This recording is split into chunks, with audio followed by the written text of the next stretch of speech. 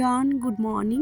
এখন ঘড়ির কাঁটাতে বাজে মোটামুটি ওই 8:30, আর আমি উঠবো না করে উঠে পড়েছি। কাল রাতে না প্রচণ্ড কাশি হয়েছে। ভাবছিলাম সকালবেলা একটু দেরি করে উঠবো, তারপরে আবার ভাবলাম যদি দেরি করে উঠি সেই কাজ করতে করতে বেলাই হয়ে যায়, তারপরে না সারাদিনেও কাজ ফুরায় না। আর যদি একটু সকাল সকাল উঠি কষ্ট করে, সারাদিনে একটু টাইম পাই। কি বলো তো, ওই ছোটো দিনের বেলা তো যতই দৌড়িয়ে কাজ করো না কেন, ওই দেখতে দেখতে ঠিক বেলাটা কোথা থেকে যে চলে যায় নিজেও বুঝতে পারবে না। যাই হোক, আমি রাতে মাঝে মাঝে কাজ করে রাখি রান্না করে, আবার মাঝে মাঝে করি না।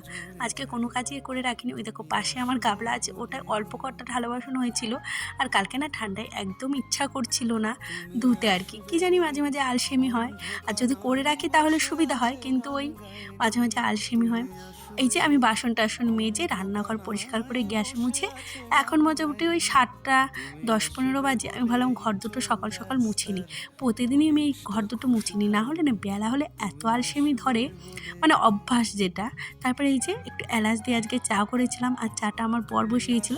যেহেতু আনিশার স্কুলের জন্য আনিশাকে রেডি করতে মানে করাচ্ছিলাম, যার জন্য ও বললো চাটা আমি করি। আর বেশিরভাগ দিন আমার হাজব্যান্ডই চাটা করে, কেননা আমি টাইম পাই না। এই যে আনিশাকে স্কুলে পাঠিয়ে এখন চলে এসেছি ঘরে। বিছানা তো আমার মাঝে মাঝে সকালে তোলা হয়, আবার হয় না।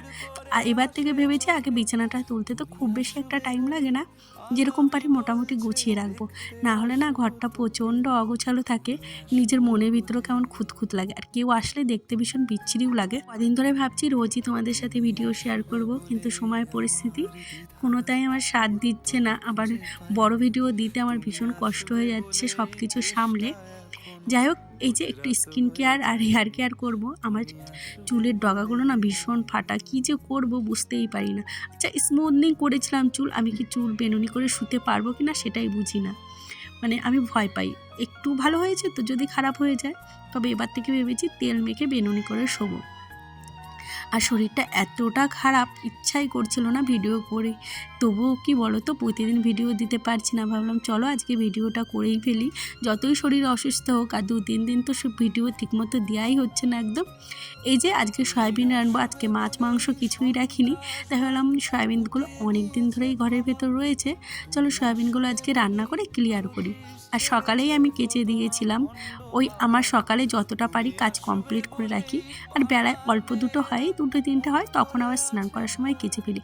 আমার মনে হয় এটাই আমার কাজের সুবিধা হয়।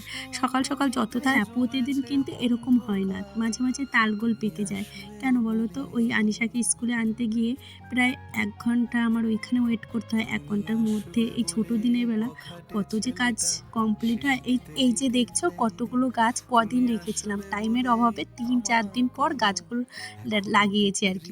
মরেই যাচ্ছিল, তারপরে জল দিয়ে ছায়া জায়গায় রেখে গাছগুলোকে বাঁচিয়েছি। যাই হোক, আর এই যে দেখো কিছু কিছু গাছ রয়েছে, আর কিছু গাছ ওই ফুল ফুটে ঝরে গেছে। গাছ আমি ভীষণ ভালোবাসি, কিন্তু ওই টাইমের অভাবে মাঝে মাঝে লাগাতে পারি না। আমার মতো কে কে গাছ ভালোবাসো বলো তো। যাই হোক, এই যে চাল ধোয়া জল ছিল সেটাও নিয়ে এসেছি। জানো তো, গাছে চাল ধোয়া জল নাকি ভীষণ প্রোটিন, আর ফ্যান ছিল আর কি, দুটো মিশিয়ে আর কি গাছে দিয়ে আসলাম। এদিকে সয়াবিনগুলো এসে ভাজা শুরু করে দিয়েছে, ওইদিকে মশলা মানে বেছে রেখেছিলাম আগে থেকেই ছাদ থেকে নেমে। তারপরে এই যে একপাশে ভাত। আর আমি না বেগুনটা সবসময় ওই কড়াই গরম হয় না, তেল ঠান্ডা থাকে সেই তেলেই দিই, কোনো গন্ধও হয় না, কিছুই হয় না জানো তো। এতে তেল অনেক কম লাগে, একবার ট্রাই করে দেখো। আর একটু সামান্য চিনি দেবে, একবার প্লিজ ট্রাই করো যারা যারা জানো না।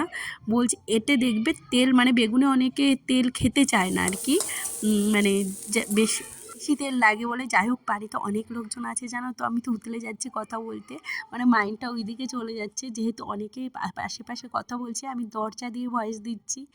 যাই হোক, আর এই দেখো এইদিকে তোমাদের সাথে গল্প করতে করতে আমার সয়াবিনের মশলা কমপ্লিট। আর আজকে না কাঁচা লঙ্কা দিয়ে সয়াবিনটা রান্না করছি। আমার বর বলেছে আজকে শুকনো লঙ্কা দেবে না, বেশিরভাগ আমি শুকনো লঙ্কা দিয়েই রান্না করি। বাট আজকে সয়াবিনটা এতটা খারাপ ছিল কি বলবো, আমার একদম ভালো লাগছিল না, আমার হাজব্যান্ডও ভালো খায়নি। মানে অনেক দিন রয়েছে ঘরে তার জন্য কিনা জানি না, আর সয়াবিনটার কোনো টেস্টই ছিল না। যাই হোক এইদিকে আমার সয়াবিন রান্না কমপ্লিট, একটু গরম মশলা দিয়ে নামিয়ে দিলাম। আর এই যে বারান্দাটা মোছা বাকি ছিল, মানে রান্না বাড়া কমপ্লিট করে থালা বাসন মাজা হয়ে গেছে, এই বারান্দাটাই খালি বাকি ছিল। আর এটা আমি ওই রান্না বাড়ার পরেই মানে পরিষ্কার করে মুছে নিই। তোমরা যারা যারা প্রতিদিন ভিডিও দেখো তারা হয়তো জানবে আমি বারান্দাটা বেশিরভাগ দিন পরেই মুছি। তো দেখো স্নান করে নিয়েছি, এখন মোটামুটি ঘড়ির কাঁটাতে বাজে কি 12:30, এখনও বাজেনি, 5 মিনিট বাকি। তো আজকে ভীষণ তাড়াতাড়ি কাজ করেছি, একটু 10 মিনিটের মতো ফোন দেখেছিলাম, তাছাড়া আজকে ফোন দেখিনি, কেননা ভেবেছি আজকে তাড়াতাড়ি কাজ করবো, কেননা আমার 2-3টে বেজে যায়। যদিও আজকে একটাই কারণ, কাজ শেষ হয়েছে তাড়াতাড়ি, কারণ হলো আনিশাকে আমার স্কুলে আনতে যেতে হয়নি। তো আমি বাড়িই রয়েছি, যার জন্য আর ওকে আনতে যেতে হয়নি, তার জন্য আর কি কাজগুলো তাড়াতাড়ি হলো। না হলেও যদি ওকে আনতে যেতাম আর কি, তাহলে আমার 1-1.5 ঘন্টা ওইখানেই লেগে যায়। তো চলো তাড়াতাড়ি এবারে পুজোটা দিই। স্নান করা আর পুজো দেওয়া, এই দুটো মনে হয় আমার সব থেকে বড় কাজ। এই দুটো যতক্ষণ হবে না, না হবে মনে শান্তি হয় না। আমার মতো কার কার হয় বলো তো? যাই হোক এইদিকে দেখো স্নান টান করে আমি পুজো দিয়ে নিচ্ছি।